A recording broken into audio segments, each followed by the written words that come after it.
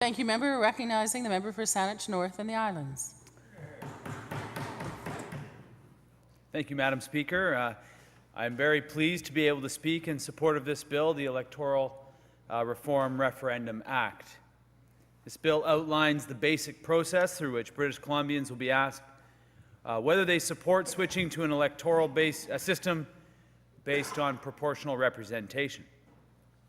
We've heard from members of the official opposition that these democratic reform bills that have been brought forward in this session and that this government is introducing are all about power, that everything is about achieving or maintaining a tight grip on power.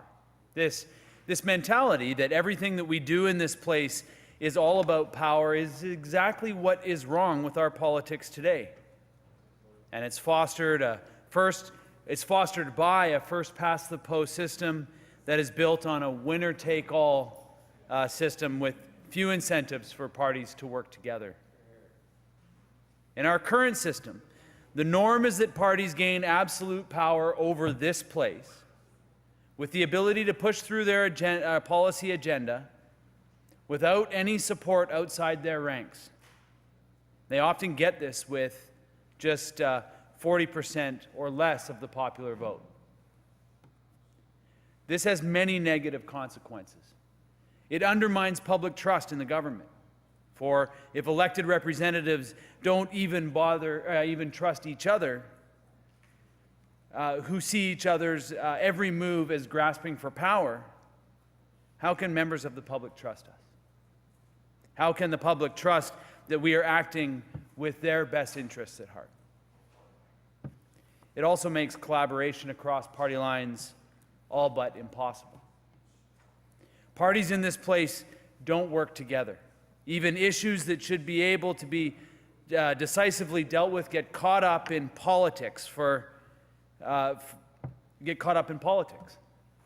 Rare instances of collaboration on important issues are an exception to business as usual in this place, Madam Speaker.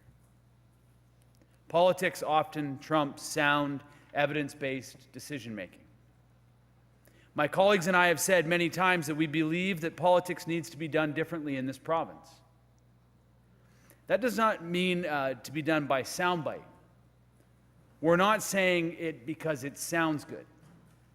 In my view, we must do politics differently if we are going to tackle emerging, complex issues across British Columbia.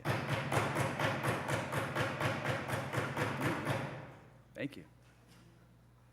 We need a government that is capable of leading and taking on challenges proactively, not one that is forced to chase polls.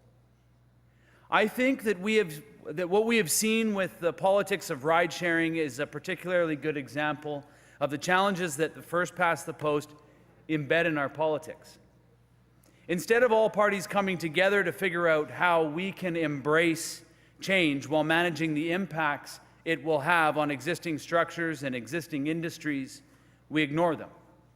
Or worse, allow them to get caught up in political brinksmanship. Ride-sharing has been around in some North American jurisdictions for over 7 years. Yet, here we struggle to even get it debated in our House. We must be open to more collaboration and finding new ways for parties to work together to advance these issues. My concern with this is not restricted to ride-sharing. I actually look forward to working with my colleagues to craft a solution that will work for British Columbia. No, my concern is that our politics seem to put up barriers in places that prevent us from tackling issues that change the status quo. This issue should be a central concern of all of us legislators. One doesn't need to look far to see how climate change, technology change, a changing global economy, to just name a few, will force us to confront all manners of challenging policy changes. Rather than being guided by political self-interest, we need to be looking at making decisions based on good, sound public policy. To bring this issue back to the example of ride-sharing, as we in BC finally start to look at what a regulatory environment for this new business model may look like, other jurisdictions across this continent are starting to look at automation. Let that sink in. BC is at risk of being an entire technological change behind. This is unacceptable, and we must do better than this. I want to have a system that incentivizes members on all sides of this chamber to lean in and work together to craft legislation that will work in the best interest of all British Columbians.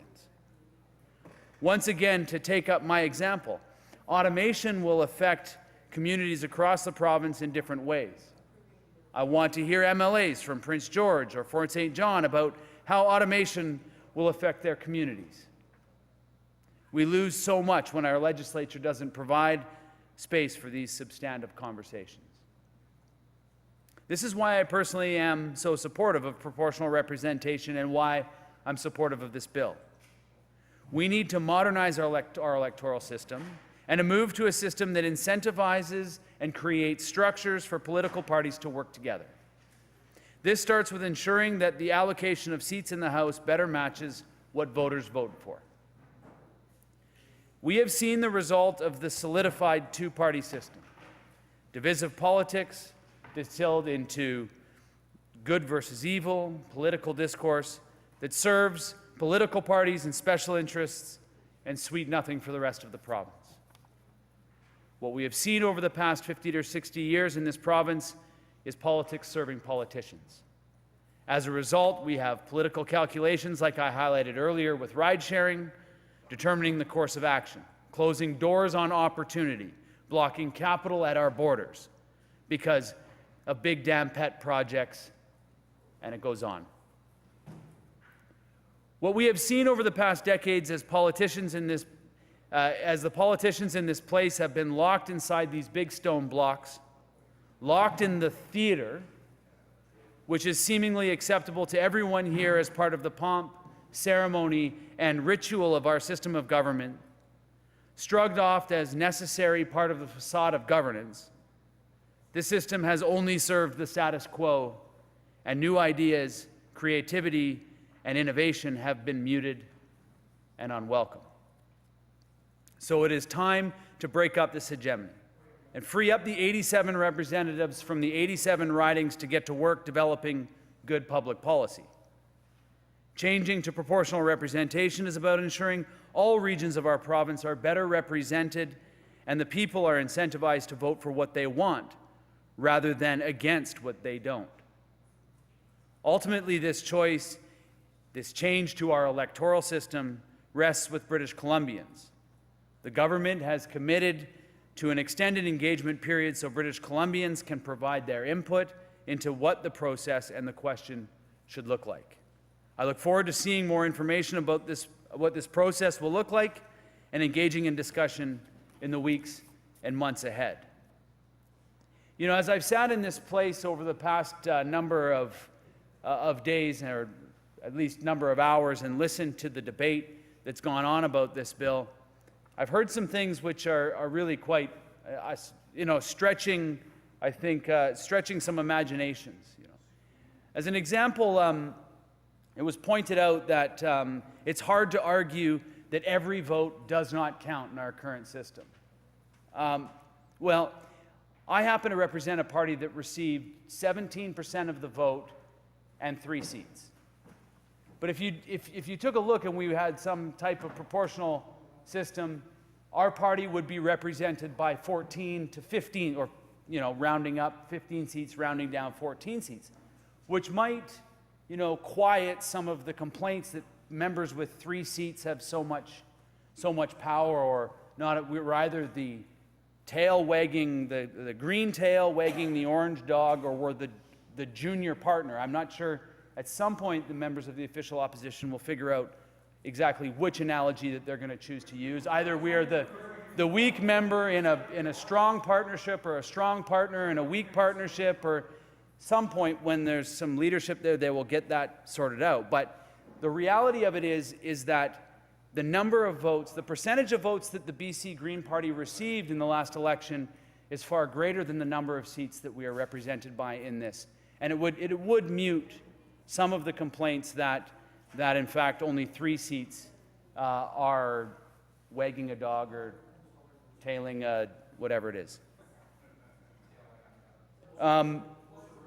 I think that it's important to note that as we have, and this proportional representation, this opportunity for British Columbians to vote on a referendum, what they're seeing in the government this minority government that currently exists, is that they're seeing that there is an opportunity for us to break down those barriers.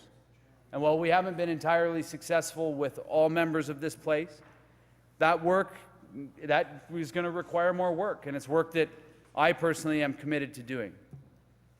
You know, there should be confidence, a growing confidence in this government as every day passes and as communication increases and as we see public policy being developed in this province in a collaborative way, in a way in which members of the government and members of the Greens are talking to one another, having discussions about one another, not surprising members of this place with legislation that was crafted on the morning and asking whether or not they'll support it later in the afternoon. So I think that it's important to point out that there should be a great deal of confidence in this government.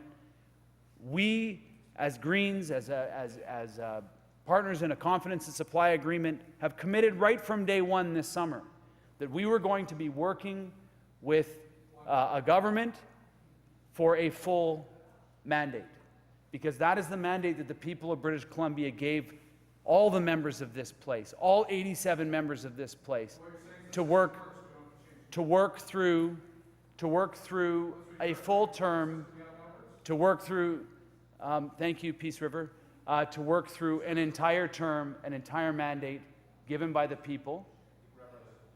So I just wanted to close off with those comments and to reiterate that I will be supporting this. This is an initiative that the BC Greens have supported since our inception, to have every vote in the every vote on election day reflected properly in the House following that election. So thank you, Madam Speaker.